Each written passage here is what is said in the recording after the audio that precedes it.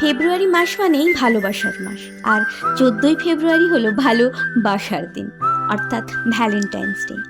আর এই Valentine's day কেন পালন করি সেটা নিয়ে একটা গল্প আছে, চল গল্পটা বলি।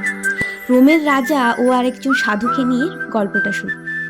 রোমের রাজা ক্লডিয়াস বিশ্বাস করতেন যে বিবাহিত সৈনিকের চেয়ে অবিবাহিত সৈনিকেরা ভালো কাজ আর যুদ্ধ করতে পারবেন।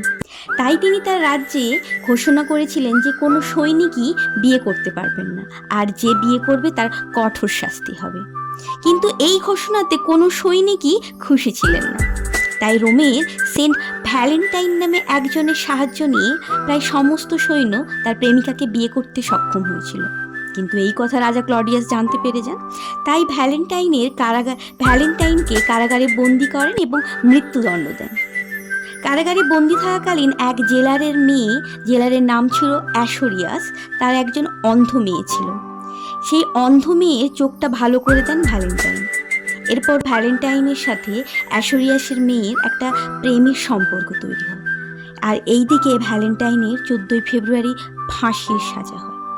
ফাঁসির আগে ভ্যালেন্টাইন তার প্রেমিকাকে একটি চিঠি লেখেন, এবং চিঠির শেষ পৃষ্ঠায় শেষ লেখা ছিল আপনার ভালোবাসা।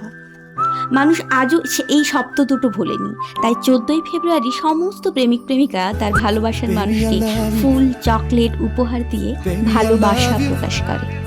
Happy Valentine's day all of you.